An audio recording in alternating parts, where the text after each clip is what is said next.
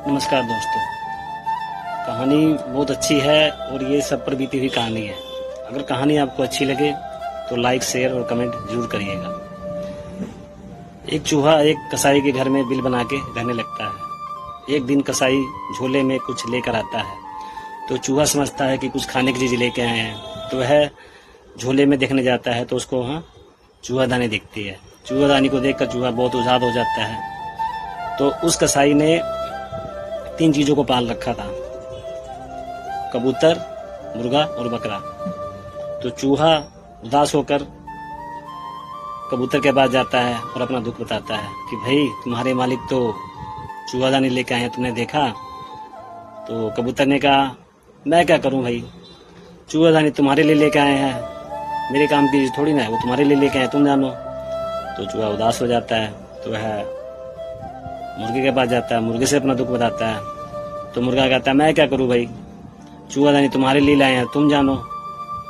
तो चूहा और उदास हो जाता है तो वह बकरे के पास जाता है, बकरे से अपना दुख बताता है। बकरा हंसने लगता है भाई मैं क्या कर सकता हूँ, तुम्हारी प्रॉब्लम है, तुम जानो, तुम्हारे पास समस्या है, तुम्हारी समस्या है, तुम निपटो, मैं इसमें थोड़ा कुछ कर सकता हूँ। तो चूहा और उदास हो जाता है, चूहा घबरा जाता है, चूहा घबरा कर वहां से छोड़ के भाग जाता है। तो कुछ दिनों बाद उस चूहेदानी में सांप फंस जाता है। तो जो कसाई की पत्नी है वह चूहा समझकर उसको चूहेदानी को पकड़ने जाती है तो उसको सांप काट लेता है। तो वह बेचारी बीमार हो जाती है।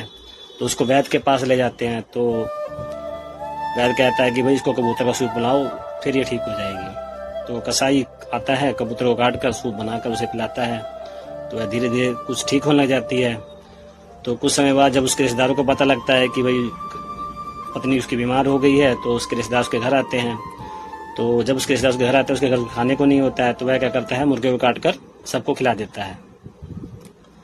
तो कुछ दिनों बाद जब वह ठीक हो जाती है उसकी पत्नी, तो वो सबको खुशी के लिए खुशी हो जाती है, उसको पत्नी ठीक होगी, सबको पार्टी देने के लिए अपने घर बुलाता है। तो पार्टी देने के लिए अपने घर बुलाता है तो वह क्या करता है, उसमें बकरे को भी काट कर सबको पार्टी दे देता है। तो निष्कर्ष कहानी से ये निकलता है दोस्तों कि किसी की समस्या को सुनकर अनदेखा ना करें, क्योंकि समस्या कभी भी किसी पे आ सकती है। और फिर चल दिए तुम कहाँ।